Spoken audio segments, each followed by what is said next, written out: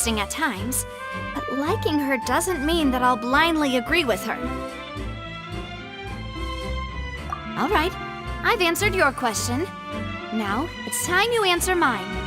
Wait a minute, did that answer count? Well, I say it does. But don't worry, you won't hear any pointless questions from me. In your opinion, do you think it's right to treat a trial like it's an opera?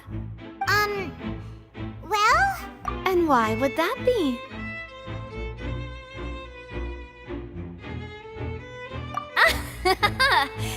See, Silver and Maloose? I told you they'd be different. Most astute of you, demoiselle. I too think that the traveler's response was most excellent. No matter how wonderful the script or how fervent the audience's expectations may be, the trials that go on stage here must be based in fact. And if that can be done, boss, then... All right, that's quite enough, Maloose. Anyway, I like your answer. You passed with flying colors. Now, I need to make some preparations, following which our joint investigation shall commence. You two shall be my assistants. Wait! Since when did we become assistants? Oh, well, I can be the assistant, sure. Or your companion, if you like. I'm really not that fussy. That's more like it. Far be it from me to brag, but I believe that Demoiselle's intuition will be instrumental in uncovering the truth. You wish to save a friend from false accusations, and we wish to unravel the disappearances. In this sense, our goals are aligned. You have a point. Huh. You're quite the talker, aren't you, mister? And what about you over there? What do you think?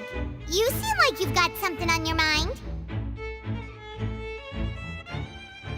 I have nothing to add. Oh, alrighty then. We'll be making some preparations first. Just be sure to let us know if they start revealing Lyney's tricks. Thanks!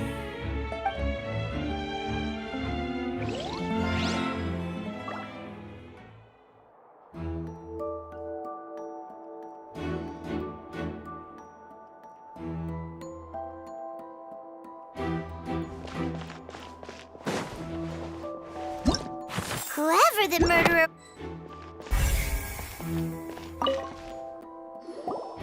Sorry, but no one can freely enter or exit the Opera House at the moment. If you wish to leave, you must register your identity with us first. No, we're not leaving. We're representing Lyney and Lynette as attorneys, so we're investigating the case.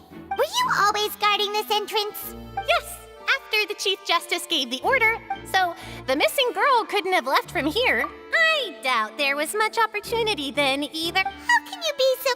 Well, I couldn't see, but still, we Melazines are good at that sort of thing, you know. So, it's safe to say the girl couldn't have left through here. All right, thank you for your help. This will be useful info.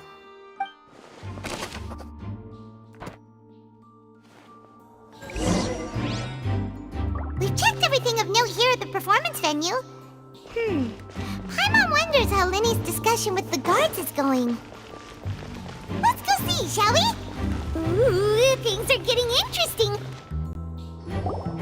Understood. Then I will be going with you. Just so you're aware, I will be monitoring your actions and making notes as necessary. Very good. Thanks for being so agreeable. I'd pull a rose out of my hat as a gift for you if I could. You may spare the pleasantries. I'm just doing my job. You've arrived. Who's this? Me? I'm Spina di Rosula's guardian angel. If you've got a problem, I've got the firepower. Sorry, I got a little carried away there. Call me Navia. I'm a partner of theirs, and will be helping investigate this whole... And these are my companions. Would you mind if they join as well? Oh, new helpers? I would be most grateful. Well, let's just say we're tagging along. I appreciate your kind interest. Come with me. We'll be heading below stage. Huh? Below stage? Yes, a world of secrets is hidden beneath this magic box, prepared specifically for this switcheroo trick. But before I reveal everything, you should have a look first. Notice anything strange here?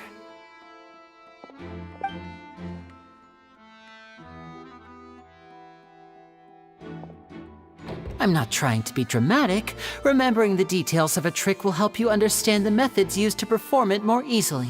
Huh. Weren't there balloons and other decorations here? Where did all that go? Ah, good eye. That said, The back? You mean the inside of the door? very good indeed. I thought you might not be able to catch that, given that you were sitting in the first row.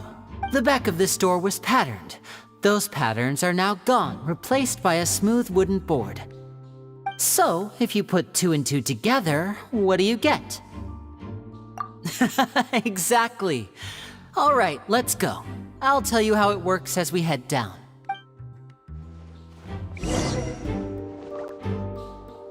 Oh, so there was a passageway under the magic box!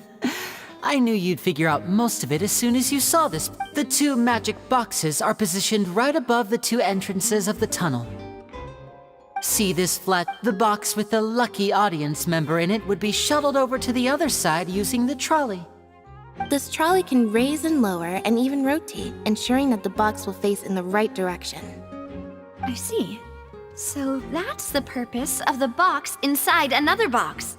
Precisely.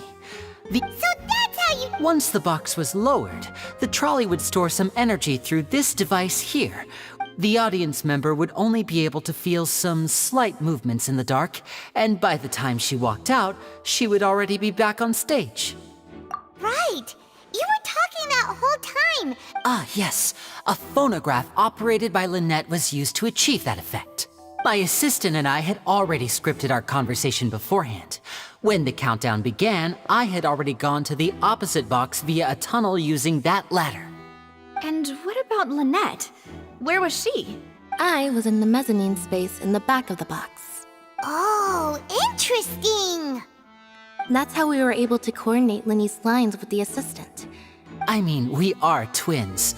All it takes is a change of clothes and no one can tell who's who. And that's my favorite part of this trick. Only Lynette and I can perform it. So that's how it all worked! Lynette would briefly walk out of the box and then go back in, jumping into the tunnel and escaping before the box on the trolley could finish ascending. And then I walk out of the other box in the audience area, and the trick would be complete. The operative word here being would.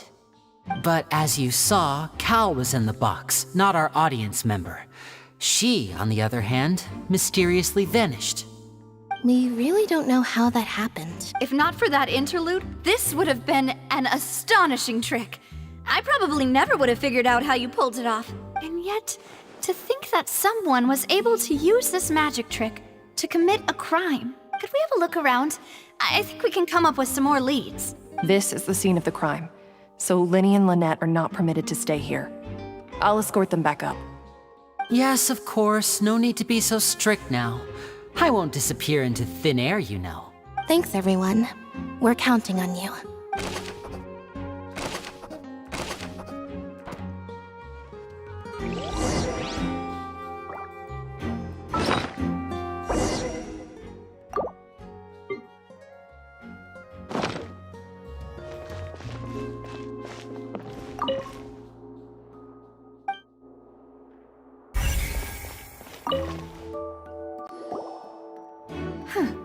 Looks like a hook tied to the end of a rope.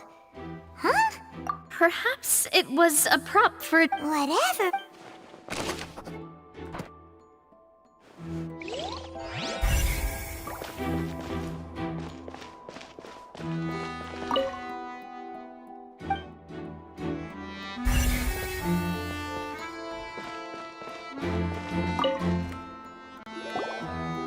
The floor is wet. Please be careful not to slip.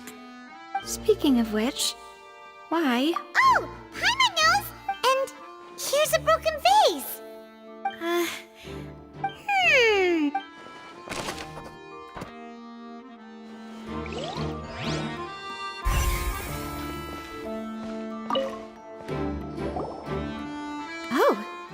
These are the clothes that the lady chosen from the audience was wearing, right? Her clothes are here, but she's nowhere to be found. Right. And do you really need to do that if you're kidnapping them? Ugh, this is so confusing.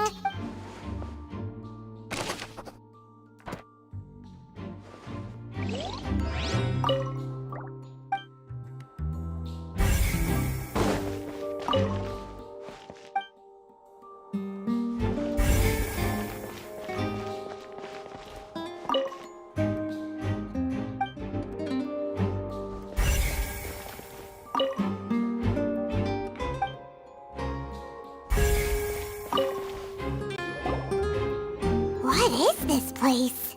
It seems someone could fit through here. Could this have been the suspect's escape route? Alone, perhaps. But there are no other ways in or out of here. Oh, you're right. Let Paimon write that down.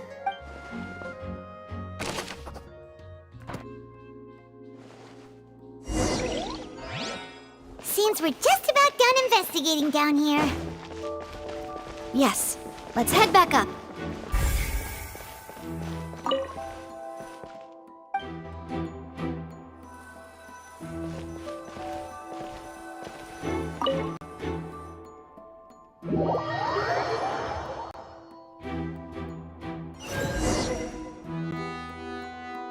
Well, we've ascertained the state of the crime scene.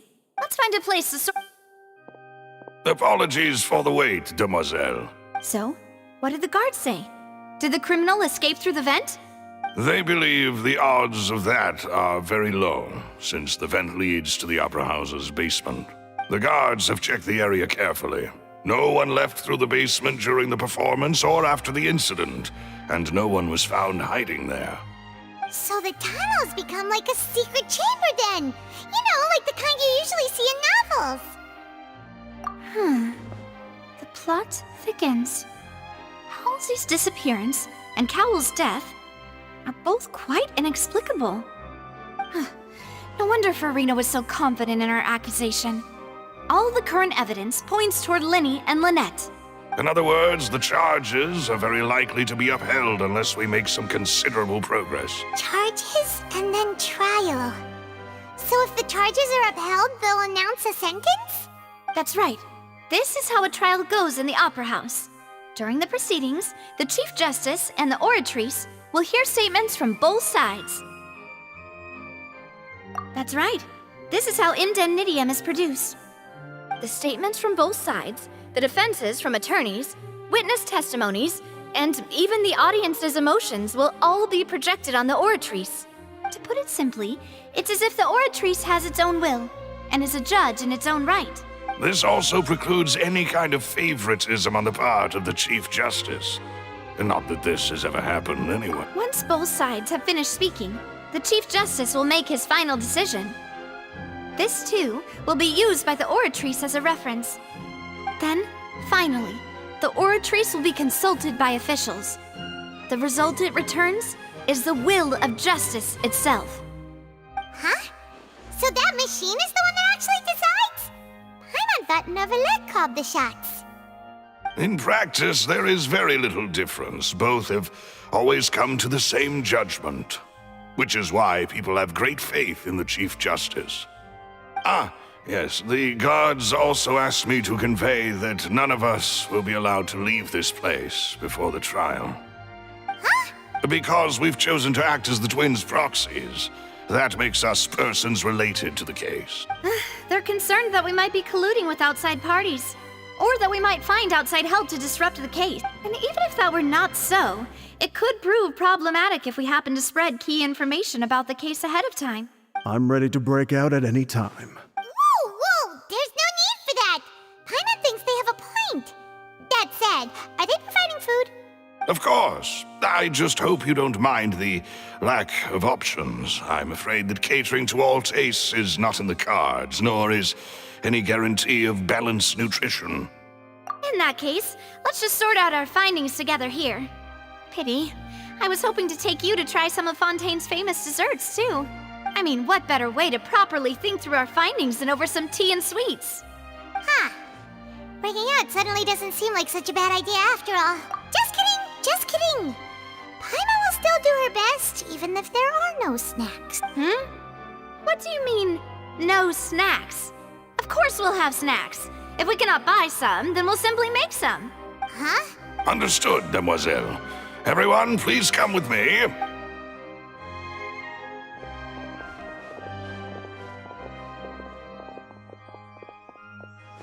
Wait, you're carrying a portable stove with you? Yes, I must be prepared to meet the demoiselle's baking needs whenever the fancy strikes her.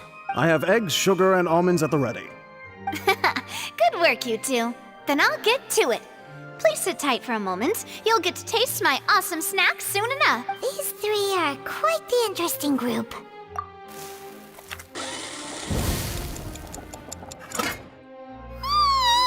And Paimon thought it smelled good while it was still in the oven. From the way you had these two guys carrying all that stuff around, Paimon thought you'd have them do more during the baking process. But you ended up doing the entire thing by yourself. I was applauding. And I was giving encouraging smiles. Paimon was just thinking. Aren't you worried about getting your fancy dress dirty beating egg whites and baking like this? Well, I don't think it's carved in stone anywhere that fancy ladies can only read books, sip tea, ride horses, and play the piano.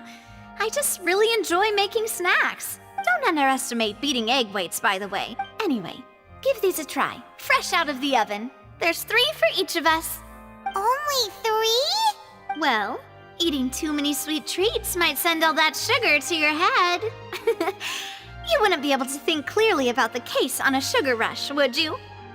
Tea is ready to be served as well. This is Demoiselle's favorite, strong black tea with a floral fragrance that clears the mind and lifts the spirit. No need for concern, I'm merely doing as I should.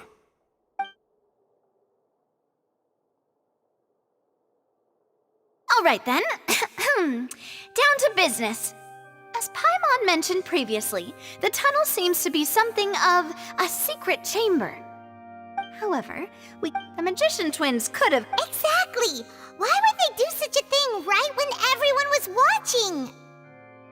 The flower vase and the thud we heard during the performance could indicate some altercation between Halsey and the criminal in the tunnel, resulting in the shattering of perhaps the... Paimon thinks that makes sense. True, but... Huh. Could Halsey have seen... That's right. And even if she... Nor does she have... From the sound of your macaron... What? Please don't worry about it. At my age, a few less sweet Besides, Paimon knows that if she ate too many, then others wouldn't have enough. Wait, even you don't believe Paimon? If Paimon ate those 2 extra macarons, then may they turn into stone in her stomach! All right, Maloose, set up the stove again, if you would. Huh?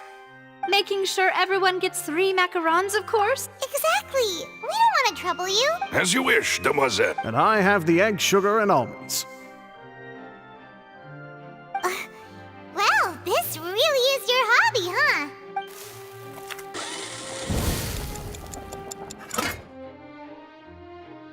Well, that's it for snack time. I'm going to have another look around the area. I don't know what we're looking for yet, but we've still got some time. It would be awkward if you got all tongue-tied on stage during the trial. All right, thanks for your help and for the snacks. It was nothing. A small task for the Spina di Rosula. Silver, Maloose, it's time to go. I'll be back if I find anything new.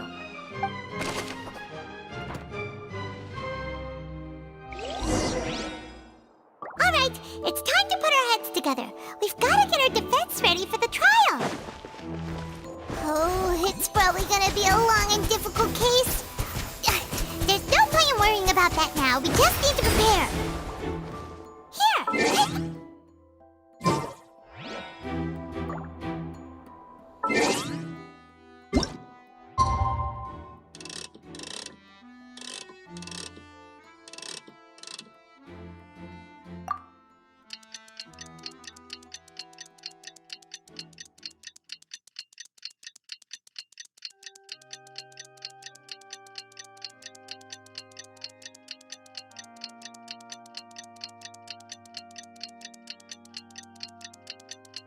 What do we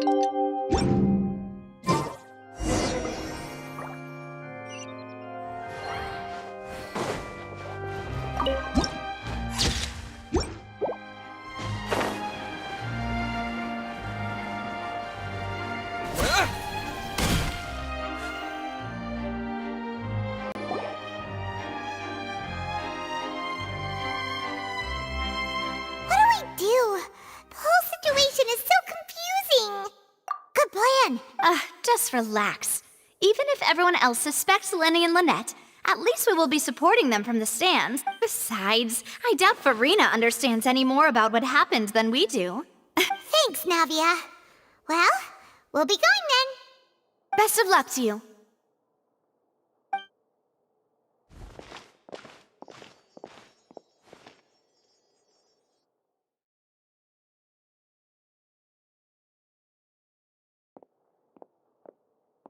Ah, finally, you're back. Well, how did your investigation go? To be honest, you might be disappointed. No. We're already very grateful that you were willing to help. Well now, don't you all look disappointed. Don't tell me that your investigation came up empty-handed. That was to be expected, of course. The guilty can never produce proof of their innocence. But don't let that stop you. I shall be terribly disappointed should you... Since both parties are present, I declare that the trial regarding the magic show incident is now in session. Firstly, in order for the audience to understand the causes and results of the incident, could we please have Mr. Lyney explain the trick? Yes, of course. I will explain while Lynette demonstrates on stage. All the necessary items have been prepared.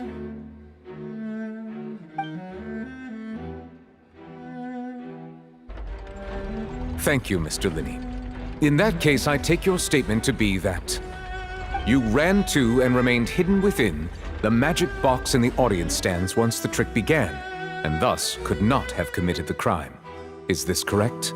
Yes, that's correct, Your Honor. In that case, I call upon the prosecution. Lady Furina, do you wish to refute his statement in any way? Why, of course I do. Allow me to take the first shot and break this case wide open. Mr. Lyney is clearly lying. There is no way you could have been in the box the whole time if you were to abduct Halsey and murder Cowell. In fact, I'd say you were hardly in that tunnel at all. That is simply your hypothesis based on the presumption that I'm guilty. Oh, is that so?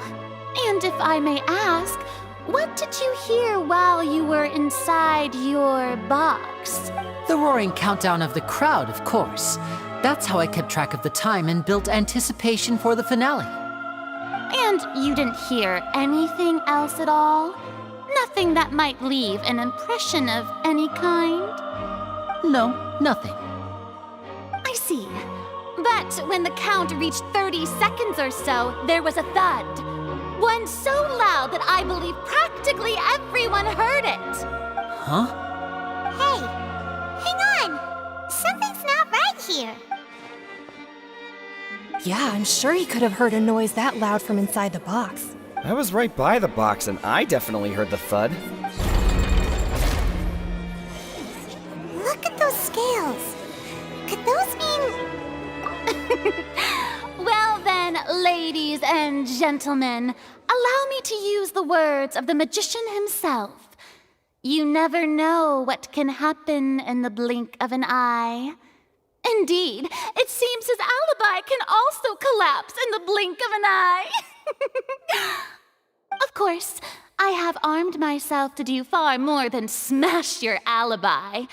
Confidence cannot go unfounded, and my foundations are rock solid. Tell me, aren't you and Lynette actually from the House of the Hearth?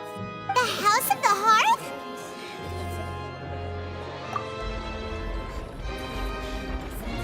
No wonder they did something like this. So the serial disappearances were the Fatui's doing. Now it all makes sense. I've got a feeling that what happened on stage probably wasn't just an accident. That's irrelevant. Our identities have nothing to do with what happened. Indeed. Then perhaps you could tell us everything that happened during that 1 minute. Your first priority is to prove yourself innocent after all. I'm sure there is little that needs to be kept secret now. Unless your script already has holes in it. The Outlander is speechless. My, oh my, don't they look flabbergasted? Now comes the infighting and discord, I suppose. This was almost too easy. Good thing I made all those preparations. Seems the all-nighter I pulled last night is really paying off. Hey, Lyney, why didn't you tell us this before? Order! Order! Mr. Lyney, allow me to re-establish the facts. Lady Furina has raised 2 points. First, when the thud was heard in the Opera House, you were neither in the box nor the tunnel. Second, you and Ms. Lynette are both members of the House of the Hearth. Are these claims true?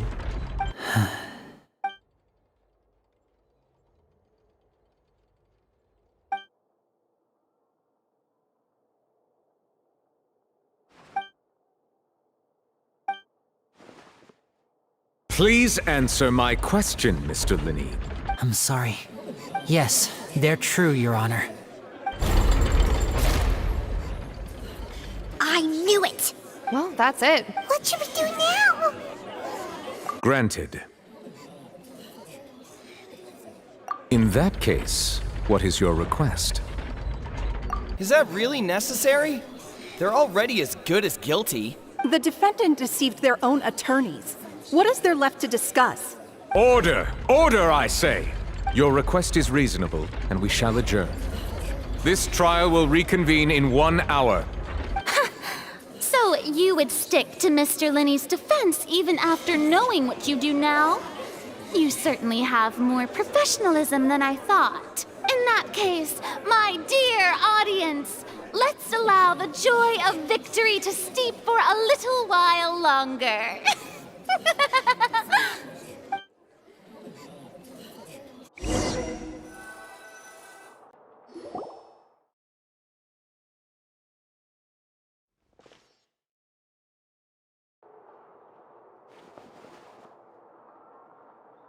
Well, this is awkward.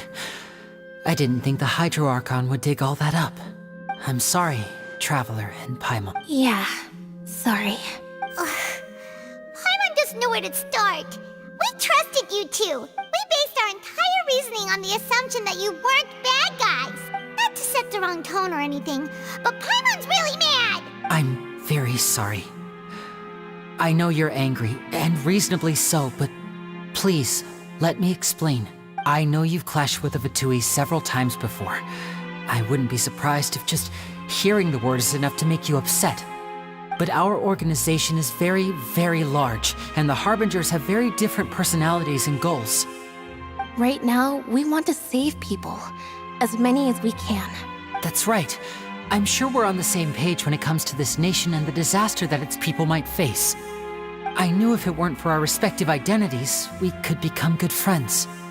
That's why I didn't wish to flat out lie to you, but chose to hide some details instead. The truth is very important, but being completely transparent about everything would see us spending more effort than we need to. Right. So, you be the judge. Heck, if I were you, I fear that I'd even struggle to trust me at this point. You met a Fatus who works as a magician, a trickster by trade. All by coincidence, too. But still, I'm asking you to trust me. I am no criminal. At least, not in this case. Sorry. Please forgive us. Well, you both say that, but...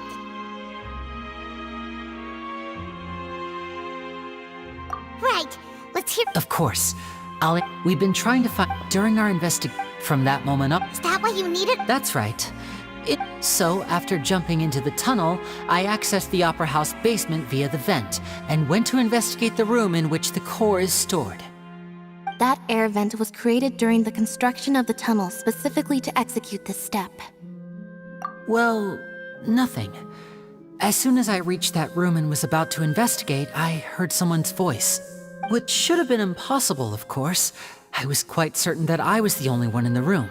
That voice seemed to recognize me and tried to speak to me. On the way back, I saw the broken vase and the clothes on the ground, but the countdown was almost finished, so there wasn't time to give it any thought. After that, the homicide occurred just as you saw. Well, that explains why you didn't hear the thud. Because of that prophecy I told you about, of course. We must know all we can about this nation's secrets in order to deal with that prophesized crisis. That's the only way we can save everyone. So, there you have it. The whole truth. I swear, I didn't hide anything from you this time. It was never my wish to proceed under this cloud of mistrust either.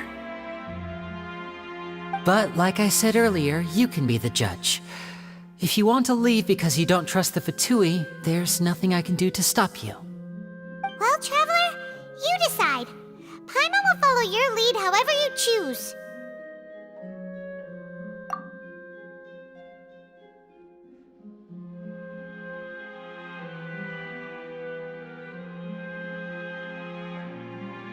Okay. Thanks for giving us a chance. The current problem is that the scales are tipped pretty badly against you two. If we want to refute the Hydro Archon's accusations, we're gonna need a seriously watertight defense. Huh? Oh, Paimon thinks she gets what you mean.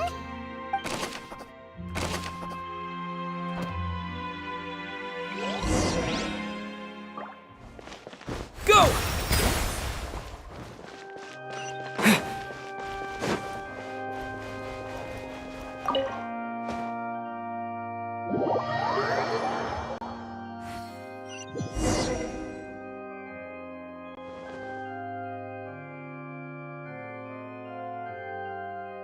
Both parties have returned to their positions.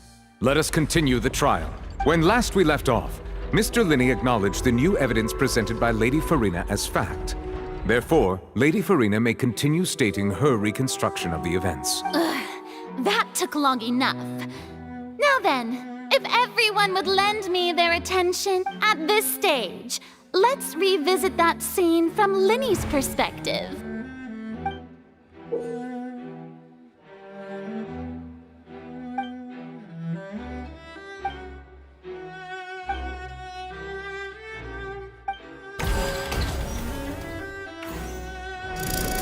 Countdown began, he entered the tunnel. When the flatbed trolley passed, he opened the box and got into an altercation with Halsey, which caused the loud thud. He did not realize that the sound could be heard by everyone in the opera house, which is why he claimed earlier that he could not hear the sound. Finally, he used the vase to knock her out, before making her change clothes to prevent others from recognizing her. At this time, Cowell arrived in the tunnel, having heard that strange noise, and caught Lyney red-handed. So Lyney proceeded to... Afterward, Lyney passed the unconscious Halsey to his accomplice through the magic box in the audience stands, before operating the devices such that Cowell's death would be ruled an accident. And there you have it. That's the truth behind what happened. Does the defendant's side have any objections to Lady Furina's description of the events? The key to refuting Lady Furina is the order of events, what Lyney experienced and what he saw.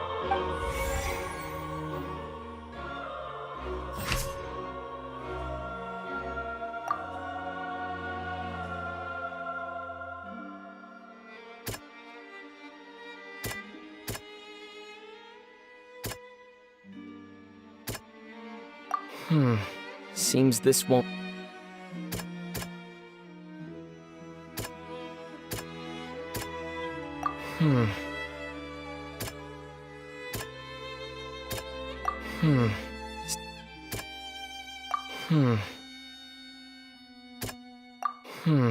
Seems...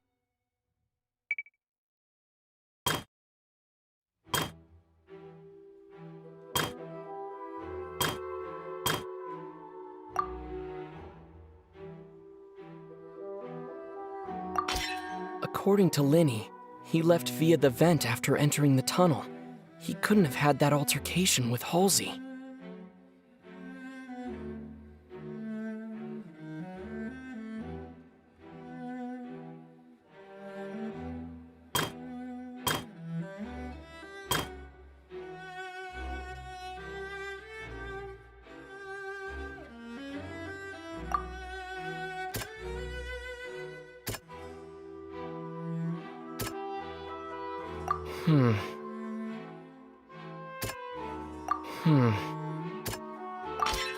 Lyney went to the room that contains the Oratrice's core. This is the actual truth.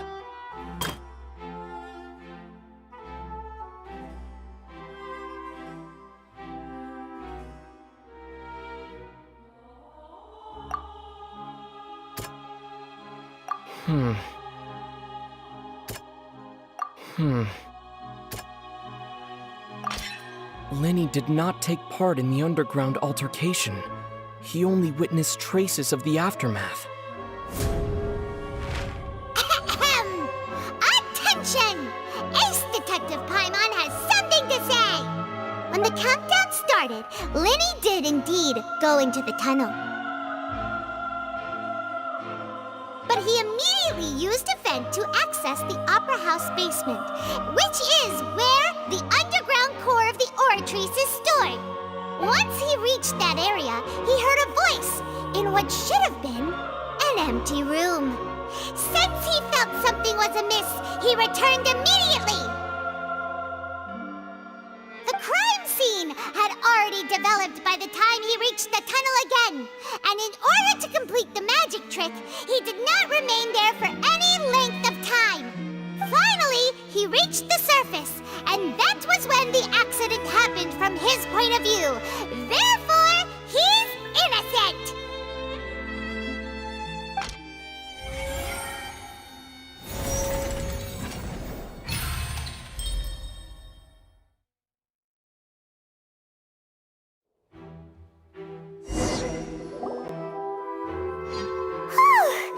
Paimon did it!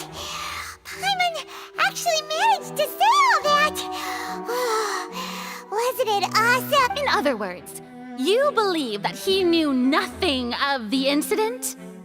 That's right! My reasoning?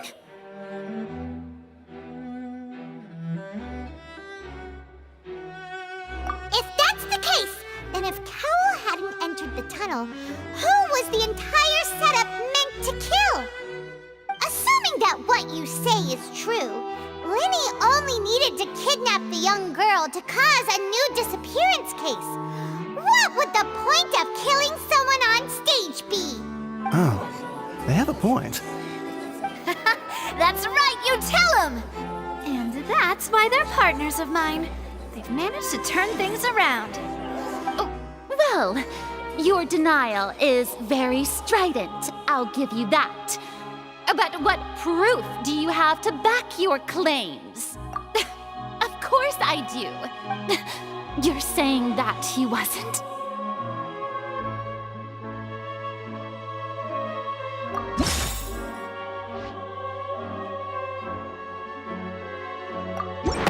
Are you sure we don't need to give this more thought?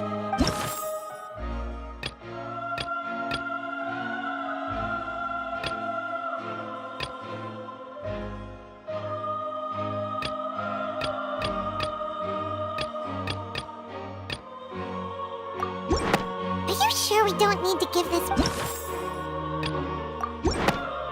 That's right! Lyney wasn't in the box or in the tunnel. That's why he didn't hear anything strange during the performance. This means that when the crime happened, Lyney had already entered the basement via the vent. The same clue you used to disprove his alibi has now become the best proof! Ha ha! How do you like that? Well played. To think you'd use such logic. Well then, if it wasn't Lyney who committed the crimes, then who was it?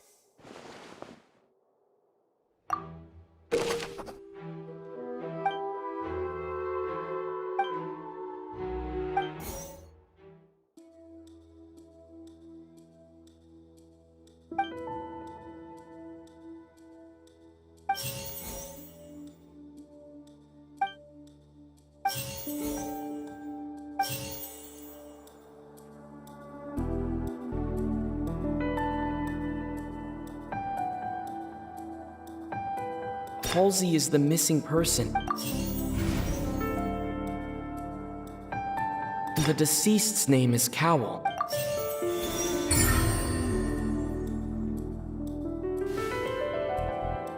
Huh?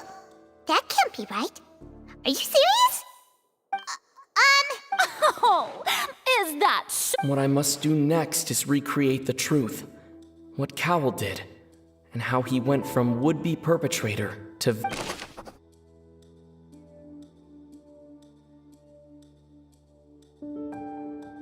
The deceased's name is Cowell. No one entered or... The sound we heard may have come... It would have been tough for both people to fit into that vent. Lyney was not in the tunnel. The sound we heard may have come from a... It would have been tough for both... Lyney was not in the tunnel. The deceased's name is... It would have been tough for both... No one entered or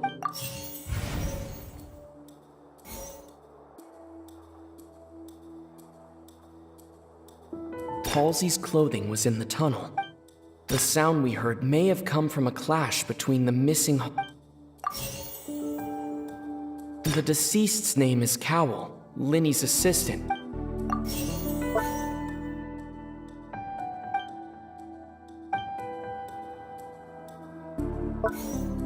The sound we heard may have come from a clash. Halsey's clothing was in the...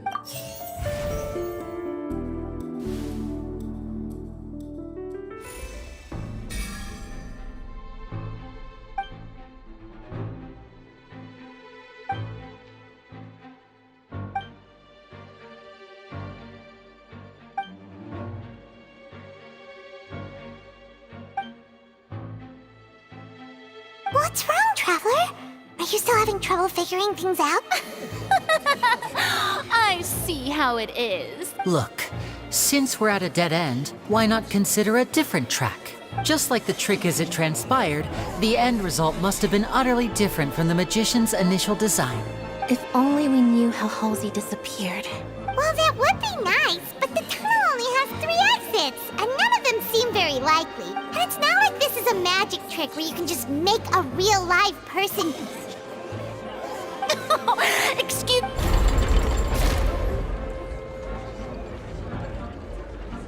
If the defense is unable to make further effective arguments, we will move on to the next stage of the trial. Lyney was not in the tunnel at that moment. The sound we heard may have come from a clash between the missing Halsey and the criminal. The deceased's name is Cowell, Lyney's assistant. He would have been able to tamper with the equipment.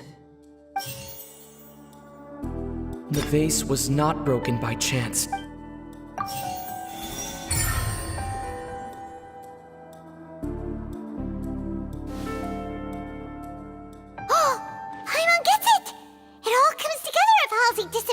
Instead of being kidnapped, Lynette escaped from the water tank, vanishing gradually and leaving only clothes behind.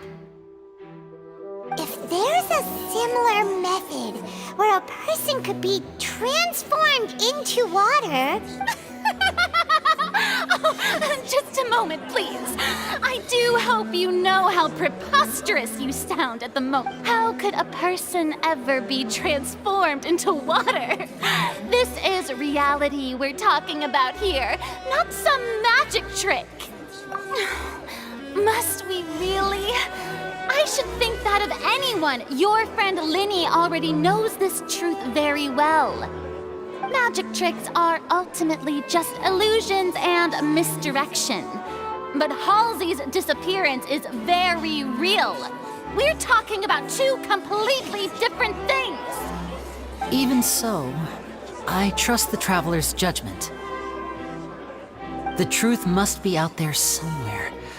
Perhaps some new line of reasoning Since Cal was the deceased, we haven't placed much attention on him.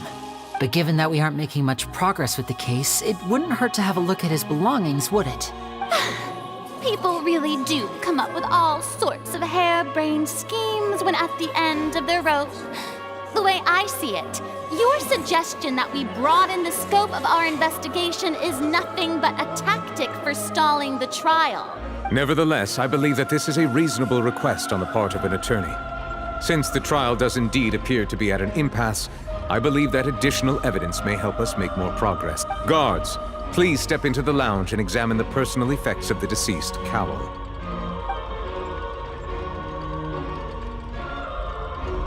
We are still examining the items, but we have already made critical progress that we feel must be shared with everyone post-haste. We discovered several test tubes of fluid within Cowl's baggage, each labeled separately. The notebook in his backpack claims that these fluids are water from the primordial sea. The primordial sea? The note's contents also indicate that Cowl belonged to an organization that sells illegal drugs and that he had an accomplice. The notebook has many entries concerning safe usage of these fluids, in which the keyword dissolve appears many times. One of these tubes was labeled Opera Epiclese, along with yesterday's date. It is empty. The notes also state that these dissolution properties work exclusively on people from Fontaine. It's likely that Halsey was chosen as some sort of test subject. As such, we believe that the defense's hypothesis is, in fact, supported by sufficient evidence. You've got to be kidding! People dissolving into water? Could something so ridiculous actually be true? Wait a moment. This reminds me of a certain prophecy, but it's just a coincidence, isn't it? Huh. If people can become water, does that mean that the water tank's real use was as a means to hide water stains? And if Cowl was targeting that girl... Wait just a minute.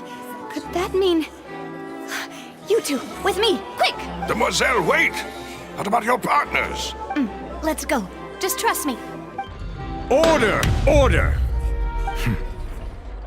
It is undeniable that further examination of the deceased's personal effects has yielded some surprising results, but we cannot yet verify the veracity of these clues. Still, let us assume that these clues are indeed authentic, albeit with the understanding that Ms. Halsey has yet to be found. Guards, please continue examining the items along these lines. Mr. Lyney, it appears your hypothesis is supported by the evidence, so please continue speaking. Of course. Thank you, Your Honor. If we uphold this hypothesis, I believe that many of this case's seemingly unrelated clues can be connected together. Right! Like the metal hook! That one didn't make sense at all. Let's think about this. Cowl's methods must have something to do with that water from the primordial sea.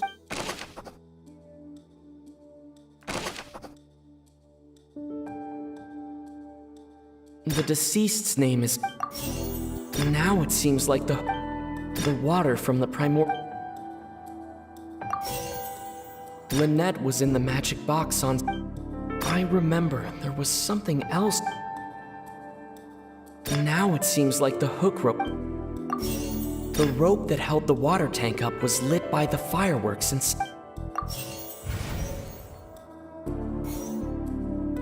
I remember there was something... The water from the Now it seems like the...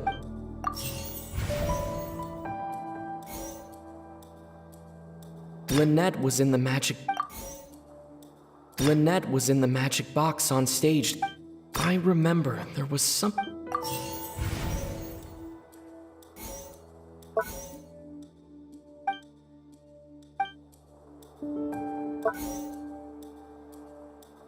Now it seems like the hook...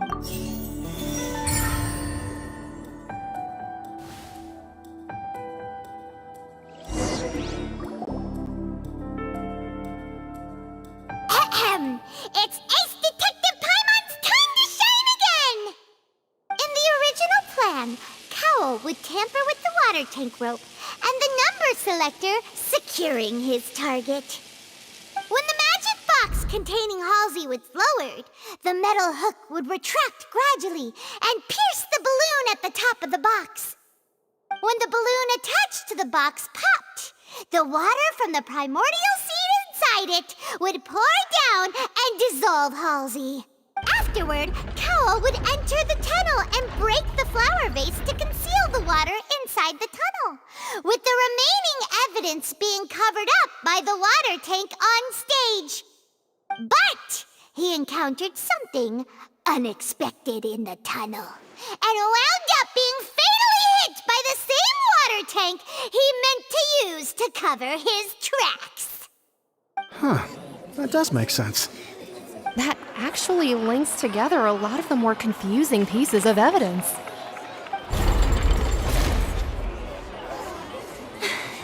Oh dear, what do I do? Even I think they sound convincing now. Have I... Now, it seems like the only point of contention remaining is the exact circumstances that led to Cal's death. His notes mentioned he had an accomplice who could be related. On that note, the guards have just contacted me indicating that I shall now invite him on stage to share. Thank you, Your Honor. We found an identical sample of the water from the primordial sea among Lyney's personal effects. What? That can't be. Does this not clear, my dear... Lyney did not need to take... having made modifications, but upon his return, and ultimately, he knocked Cowl out, and the tool meant to cover the crime. Now, as much as I regret having come to such a viciously straightforward conclusion, am I right? We've used up all the evidence we collected. There's no way for us to make a rebuttal here. Is this the end of the road?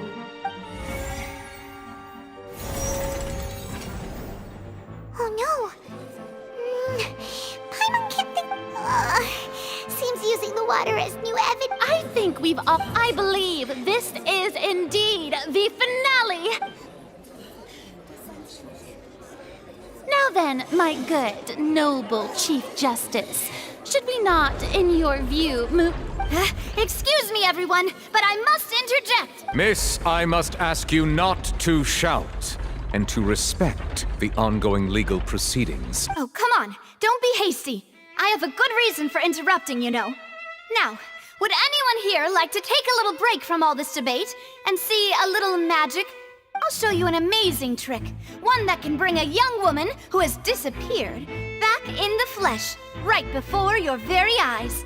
Please, do the honors, Mr. Lyney, if you would be so kind. What in the world is she saying? No offense, miss, but miracles like that are beyond my scope as a magician. Come on now, don't be silly. Magic is all about misdirection, isn't it? It often conceals the truth while presenting a fascinating illusion.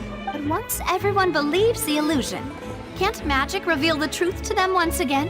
And wouldn't such a trick be the most marvelous finale to today's performance? Come on, Lyney. But as the magic makers and stars of the show, I think I should leave the final performance to you. I understand.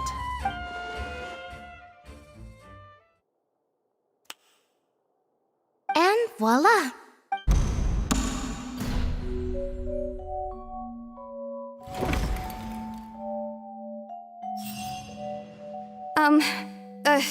Sorry for the interruption. Wait, isn't that Halsey? So the whole thing about people dissolving wasn't true after all? To be clear, I'm only here because this person told me that if I testified, the merit of doing so would lessen my sentence. I was hiding outside this room listening to the proceedings because I was afraid that I would be the one put on trial. I was just feeling happy that no one had noticed me, and then before I knew it, she caught me. That'll teach you to underestimate us three. Where should I begin? I'm sorry. I'm the one who killed Cowl. I admit it. What? Why? Firstly, my name isn't Halsey. It's Lillian, and I'm originally from Mondstadt. I heard that Lyney's show was gonna be a real thriller, but I missed the chance to buy a ticket, so I stole one. That's how I make a living. I steal stuff here and there. And I'd never been caught before. But I was noticed at the harbor a few days ago, and I barely got away. Lyney was the one who caught me in the act. No wonder you look familiar. So you were the thief! Lyney even mentioned that you were pretty skilled. Well, and I thought that would have been the end of it, but then the number selector chose me. He even mentioned the Fortress of Meripede. That's a prison, isn't it? So you can imagine how shocked I was. I thought he was on to me for sure. So I played along with the show while looking for an opening to flee. But then I got water poured on me for no reason, and then someone jumped into the tunnel to nab me. I wasn't going to take that lying down, so I knocked him out and stuffed him into the box. There was nowhere to run from there, though, so I had to change my clothes and hide in a box containing performance costume. I slipped out after the first guard arrived at the scene and continued hiding inside the opera house. Can a person even hide in there? But I swear I didn't know that the water tank would fall down. Really, I swear it. Had I known that, I wouldn't have put him in the magic box. I may be a thief, but I'm no killer. Well, that makes everything pretty clear now, doesn't it? This time, we need to tell the entire story from Lily-Ann's perspective.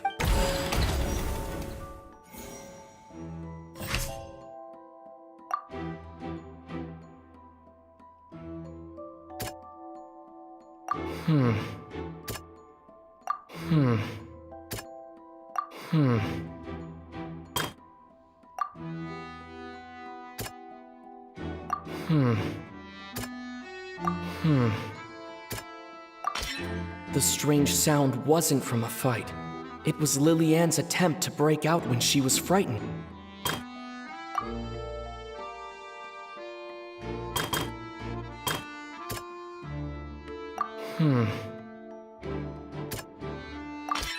The flower vase was not broken to cover anything up, but was smashed during the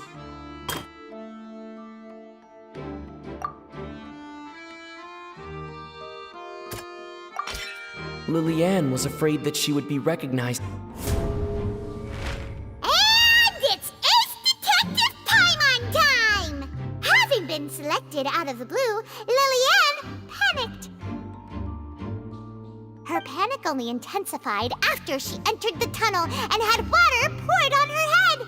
So hearing the commotion, Cowl leapt into the tunnel, only to discover that Lily-Ann had not dissolved. He did not know that Lily-Ann was not from Fontaine, but was a thief who made her way in by stealing a ticket. Mistakenly believing that the water from the primordial sea needed time to take effect, he tried to force Lily-Ann back into the box. The two broke the flower vase during the struggle, but Lily-Ann came out on top, knocking Cowl out and putting him in the box. With no way of escaping, she changed her clothes and hid in the costume trunk until the performance ended.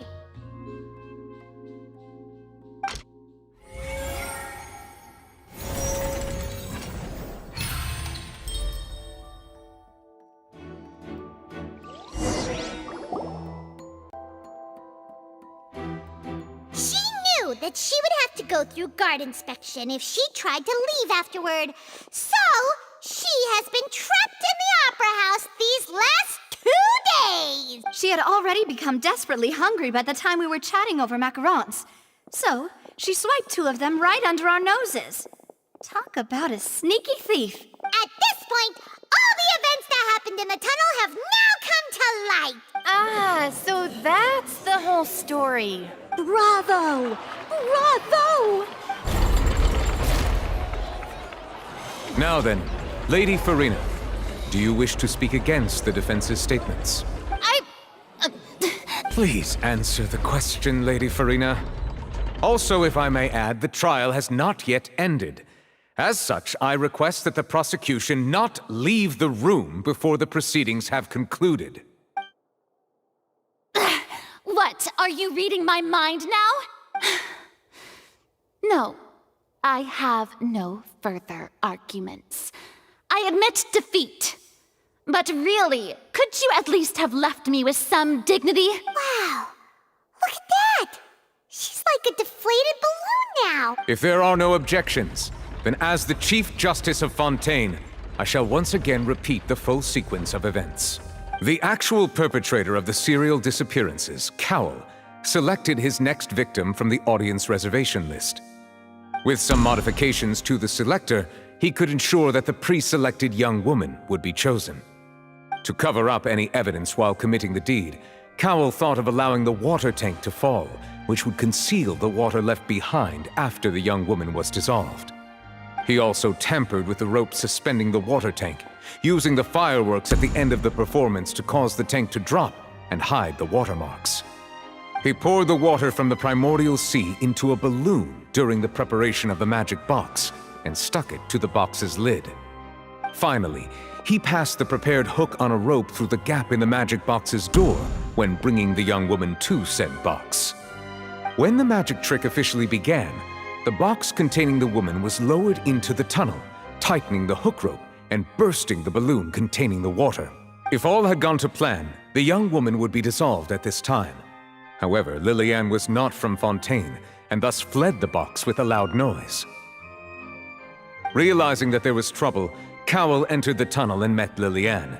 Thinking that the waters had not yet taken effect, he decided to proceed. However, his opponent was more capable than he thought, and he was overcome, knocked unconscious, and placed into the magic box, and thus became his own final victim.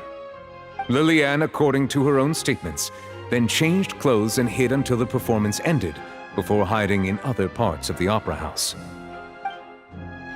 As for Lyney, he was in the underground structures within the opera house, and was thus ignorant of these happenings. From this reconstruction of events, we can conclude that Lyney, the accused, is in fact innocent. While there is much in Lyney and Lillian's conduct that should still be investigated separately, this case, at least, can be handed over to the Oratrice to make the final decision.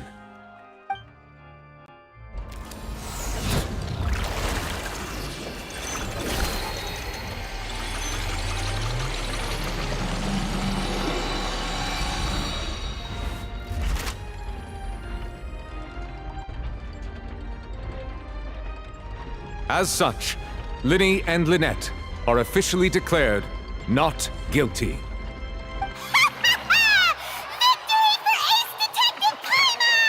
Great work, partners. Thank you all. Thank you so much. Next, I think we deserve an explanation, Guard Vaughn. How did you find the water from the primordial sea in Lyney's baggage? Right! Your discovery caused me to make a serious mistake, you know. Or was that not a discovery, but false evidence that you dared to bring before this court? I suspect that the accomplice mentioned in Cowell's notes was not Lyney, but you, yes? I'm sure you know what you must do to lessen your sentence. Speak quickly! Unless you want to earn yourself a one-way ticket to Coupon Town. I was just following orders. We were supposed to place blame for the serial disappearances onto Lyney, and thus cause suspicion to fall on the Fatui. The higher-ups said this was the best opportunity to do so. And now that your plan has fallen through, and the secrets of the water have been revealed, you have become a liability to said higher-ups, yes? Therefore, you would be wise to tell everything you know, and seek the protection of the guards. Yes, I'll tell you everything I know. Our boss discovered that the water can cause people to dissolve. It can also be made into a potion, which when extremely diluted, can cause people to experience unforgettable exhilaration. We've been in this business for a while now, and have made decent mora off it. The disappearances were also the boss's idea. I mean, this is the boss we're talking about.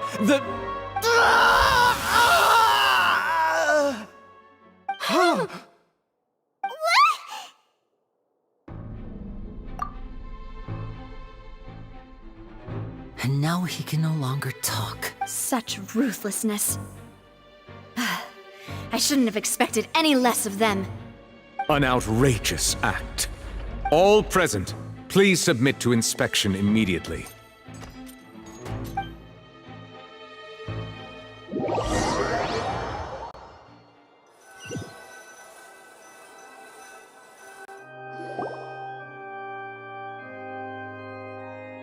So, we're just going back now? That's true. Traveler, Paimon! Please wait. Lyney. I know you may not want to speak to me right now. Maybe you don't even want to look at me. But still, let me thank you again for defending me to the end, even after you learned that I'm a member of the Fatui. I guess. But regardless, I'd like the opportunity to set things straight. I didn't approach you with any ulterior motives or ill intent. I've spoken to you as myself, just plain Lyney this entire time. As for why I'm a Fatus, it's because the goals of the House of the Hearth align with those of an orphan like me. That's all. That was how Father, who you might know as the Knave, approached recruiting us back then too. The Knave? The one who controls the House of the Hearth? She's your father? That's right. And since we're here, I was wondering, would you mind hearing a story? It's about my past. Back when our parents first died, Lynette and I were left wandering the streets. To survive, I took to surreptitiously observing an older street performer who did magic. It took me several days to figure out how he pulled off his amazing tricks. I took my sister through several streets until we found a crowded corner, and we began to perform magic tricks there. To my surprise, we proved to be pretty popular, and we could at least stop worrying about where our next meal would come from for a time. But I didn't want my sister to remain a street rat together with me forever. Before long, an aristocrat came to me and claimed that he wished to take us in after watching my performances. So you went from orphans to nobility just like that? That was how we felt at first too. As if fate was on our side and we could say goodbye to those painful days. But I gradually discovered that while we were called foster children, he was really after my talent for magic tricks.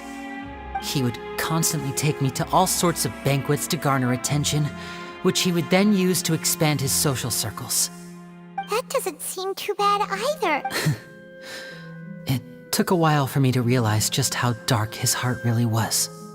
After one particular performance at a banquet, I discovered that Lynette was not on the same return vehicle as me. I waited a long time after we returned home, but she did not come back. I went to that noble's bedroom and asked him about her whereabouts. The answer he gave me was, she caught the eye of the most eminent person at the banquet, so I sent her over as a gift. I mean, you'll be able to perform your magic regardless of who your assistant is, yes? Oh no. So he was gonna... But wouldn't Fontaine's laws deal with such people? As far as outsiders are concerned, this is a relationship akin to adoption or foster care, and they have their ways of escaping the eye of the law.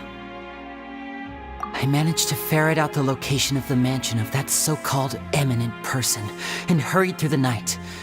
But by the time I leaped over the walls, avoided the guards, and made my way in, all I saw was the moonlit ground covered in blood, and the knave standing there in the darkness. So, she'd already taken care of that guy. That's right. She had rescued my sister before she could come to any harm, and had even discovered several girls hidden in a basement, all of them orphans. Father, the knave, might have seen something in me, and so she made me an offer. The House of the Hearth welcomes you, for your interests align with ours. Here, none will ever betray you. Indeed, betrayal shall never be permitted here. I was hesitant to trust her. I had just been betrayed by nobles, but she was also quick to destroy the noble who had taken us in at first, giving us back our freedom. Oh, so that's how the two of you joined the House of the Hearth. She has her own plans. She has gained permission from the Tsaritsa to first use the Gnosis' power once she obtains it. She plans to use it to find a way to break the prophecy and save Fontaine. So, she believes in that prophecy too? That's right. The whole House of the Hearth is currently working to combat that crisis. Today's case has also proven that people from Fontaine can indeed dissolve into some sort of water, thus further supporting the prophecy. All of us house members, to us orphans, the only connection we have left to this world, apart from our family, is our homeland. So, from small deeds like distributing magic pockets to huge schemes like stealing a gnosis, everything is aimed at dealing with that prophecy. It's all right. I understand. The only thing I can do is relate all this to you. I just hope you can understand that even as a member of the House, I have never stopped making my own decisions, and that I believe what I'm doing is right. If you should need anything at all in the future, feel free to find me. I will do my best to help you, as plain Lyney.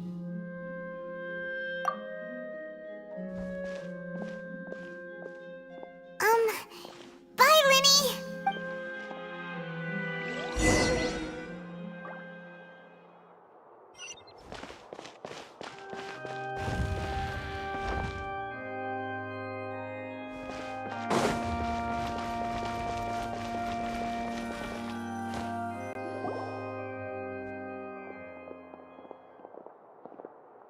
Hey there.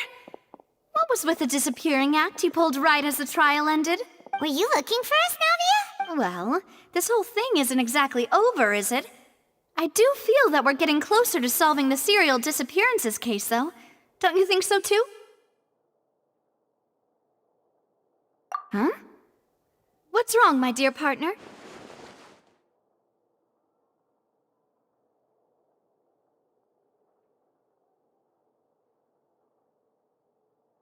Besides, are you sure we're the ones who can crack a case that's been cold for decades now? And give... Ah, I see. Well, I won't lie. I'm a little shocked to hear that from you. But I suppose you are just travelers who have only arrived in Fontaine after all. Sorry. I might have been too presumptuous. Don't say that, Navia. Ah, and we were having so much fun investigating with you, too. It was like having new waters flowing into a stagnant mire. Sorry about that. I'm a bit prone to nostalgia. Don't mind me. Wait, shall we... Huh? Do we really need to get that formal? Well, I'd just like to have a proper ending to every important memory. That way there are no regrets later. Anyway, it would just be a meal, so it shouldn't take up too much of your time. You don't have to twist Paimon's arm. If Boss Navia's treating, count Paimon in! Oh, wonderful. In that case, why don't we return to the court of Fontaine and head to the Hotel de Boer? I believe we'll make it just in time for dinner. All right then, let's have our farewell meal!